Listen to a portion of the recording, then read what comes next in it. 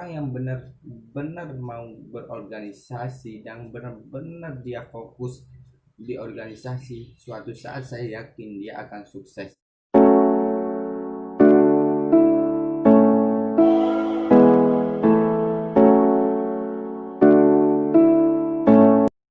Bismillahirrahmanirrahim. Assalamualaikum warahmatullahi wabarakatuh.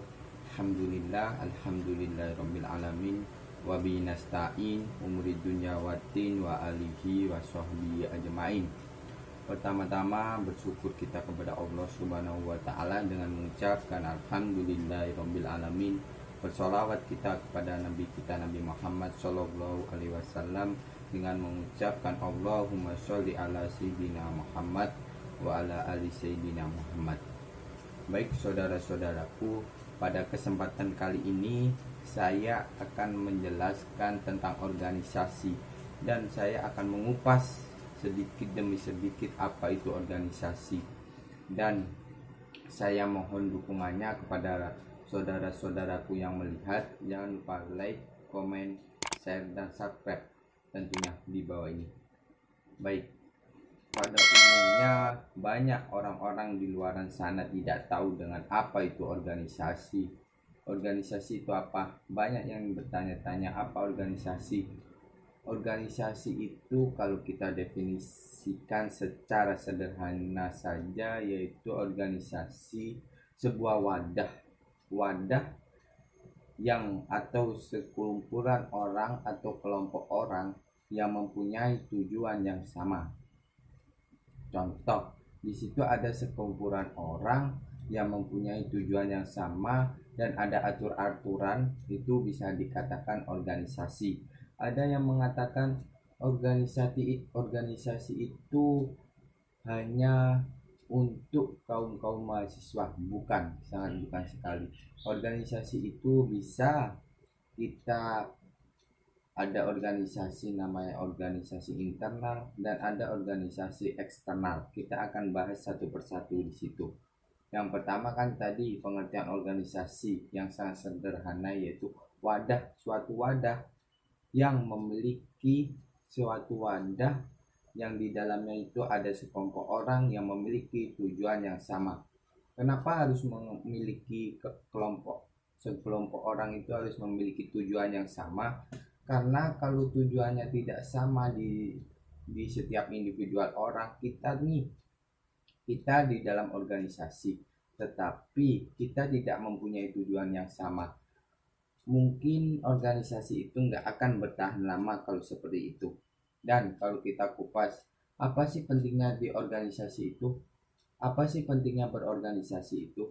Tentunya berorganisasi itu sangat penting. Salah satunya manfaatnya buat kita, supaya diri kita tuh di dalam organisasi, diri kita tuh di-upgrade tentunya.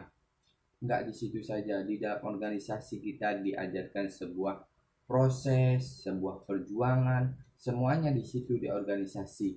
Kalau kita ambil kesimpulan tokoh-tokoh hebat yang kita ambil tuh Anies Baswedan, pokoknya tokoh-tokoh yang hebat dah. Salah satunya Anies Baswedan. Terus siapa lagi? Anies Baswedan, Jokowi, itu banyak lagi. Pokoknya tokoh-tokoh yang hebat, yang di Minangkabau, Buya Hamka contohnya. Yang di Jawa Timur tentunya siapa, ada Gus Dur tentunya. Banyak itu orang-orang tokoh-tokoh hebat itu, dia bisa hebat tuh dari mana? Dari organisasi tentunya. Dan kita lihat dari kalangan mahasiswa, banyak yang sangat apatis sekali dengan organisasi. Banyak yang tidak mau gabung di dalam organisasi. Ada yang mengatakan demikian, kalau kita di dalam organisasi itu hanya membuang waktu sia-sia. Memang benar, kita di dalam organisasi itu membuang waktu, tapi tidak sia-sia. Banyak manfaat dan pelajaran yang kita dapat di dalam organisasi itu. Banyak sekali manfaatnya. Yang salah satunya tadi diri kita di-upgrade, yang tentunya kawasan kita semakin luas. Yang ketiga, kawan-kawan kita banyak, link-link kita banyak. Dan di dalam organisasi tentunya kita diajarin tentang apa membuat suatu kegiatan, diawali dengan proses perjuangan. Pokoknya banyak di situ. Dan orang-orang yang benar-benar mau berorganisasi dan benar-benar dia fokus di organisasi, suatu saat saya yakin dia akan sukses. Dan apalagi di dalam Tridharma perguruan tinggi itu ada tiga. Yang pertama yaitu pendidikan, penelitian, yang terakhir pengabdian. Pengabdian itu tentunya kalau kita udah berorganisasi, udah banyak organisasi yang kita ikuti, pokoknya kita sudah tahu tentang organisasi, pokoknya sudah berapa tahun di dalam organisasi. Tentunya kalau dalam di yang ketiga, poin ketiga tadi, pengabdian masyarakat, tentunya kita akan sangat mudah. Karena kenapa? Karena di dalam kehidupan sehari-hari dan di organisasi kita tuh kebanyakan pengabdian kepada masyarakat, terjun langsung ke lapangan.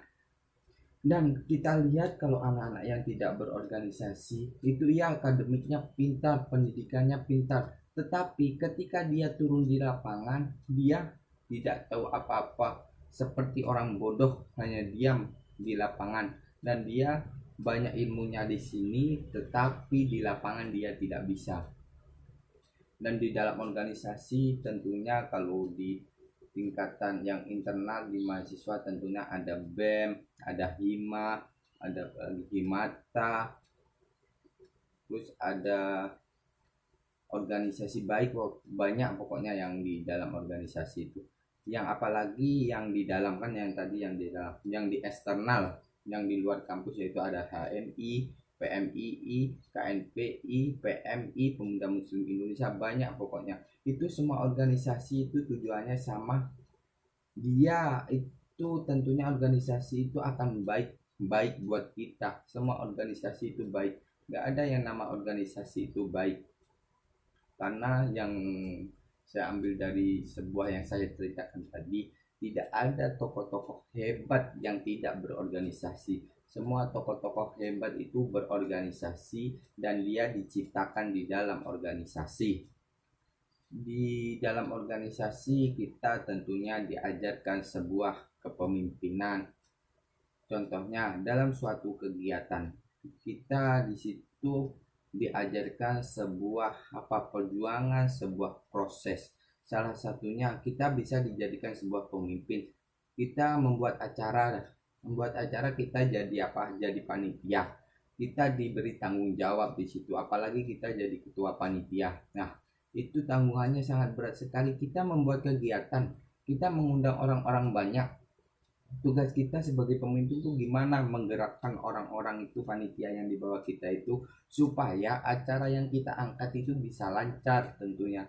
Salah satunya tugas ketua itu kepemimpinan. Dia harus tahu gimana dia memimpin. Apalagi seorang pemimpin itu ada dua tindakan yang harus dilakukan seorang pemimpin tuh. Yang pertama, pemimpin tuh harus sifatnya otoriter. Yang kedua, demokrasi. Kalau di dalam organisasi kita harus dua-duanya itu harus kita jalankan. Contoh dalam kita bertindak otoriter itu ketika kita mengetahui panitia yang kita buat tadi tidak tidak seenak-enaknya saja menjalankan tugas, karena dia sebagai panitia dia hanya diam, duduk, dan dia tidak menjalankan fungsinya di panitia. Contoh, dia di dalam kepanitiaan dia sebagai humas, kerjanya membagi-bagikan surat, tapi dia nyantai tidak mau membagi-bagikan surat, tapi dia udah tercantum di dalam SK. Kita sebagai pemimpin tuh harus bersifat otoriter di situ. Kita marah-marahin dia. Kalau dia nggak bisa dimarahin, kita harus mengambil keputusan. Contohnya mengambil keputusan, kita coreng nama dia dari SK. Dan tentunya kepemimpinan ada dua, yaitu yang tadi itu otoriter dan demokrasi. Nah, kita harus bersifat demokrasi ketika di dalam sebuah rapat ada usulan-usulan dari bawahan kita, kan di situ kita sebagai pemimpin kita harus menerima masukan-masukan dari situ kalau kita bersifat demokrasi. Nah, apa sih yang dinamakan pemimpin? Apa sih yang dinamakan kepemimpinan? Pemimpin tuh sesuatu orang yang memimpin, yang mengendalikan semua orang yang ada di bawah kita. Nah, pemimpin itu muncul dari mana sih? Yang satu pemimpin itu muncul dari lingkungan, bisa dari gen keluarga, di situ bisa muncul sebuah kepemimpinan. Dan pemimpin itu bisa ditimbulkan dari mana? Dari gen dan dari lingkungan. Yang satu lagi dari apa? Pemimpin itu bisa tumbuh dari akademiknya, dia pintar, itu bisa timbul di situ seorang pemimpin, nanti diangkat oleh orang-orang tertentu. Dan ketika kita udah diajarkan kepemimpinan di dalam organisasi, yang kedua pasti kita diajarkan manajemen. Tentunya apa itu manajemen? Pengelola. Nah, apa sih gunanya manajemen di dalam organisasi? Sangat penting, sangat penting sekali. Manajemen itu kita bekali, kita dapatkan di dalam organisasi. Karena kenapa? Lambat laun kita akan menjadi seorang pemimpin, kita akan terjun di sebuah masyarakat. Ketika kita menguasai manajemen, kegiatan apapun yang kita angkat itu akan terstruktur dan akan berjalan dengan lancar. Kok bisa begitu? Ya, di dalam manajemen kan pengolahan sebuah kegiatan, pengolahan apa, pokoknya manajemen itu pengolahan. Dan di situ ada yang namanya planning, perencanaan.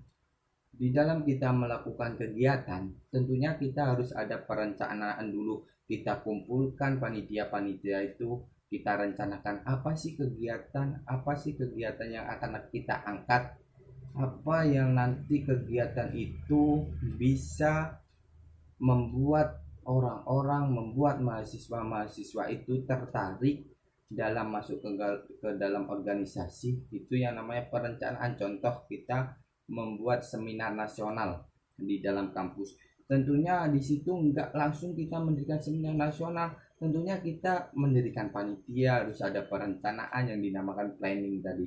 Yang kedua, yaitu planning. Yang kedua, organizing, yaitu organisasinya. Yang di dalam organisasi kan tadi planning, perencanaan, kita rencanakan apa sih kegiatan yang akan kita laksanakan. Yang kedua, organizing, organisasi tadi, sekelompok orang.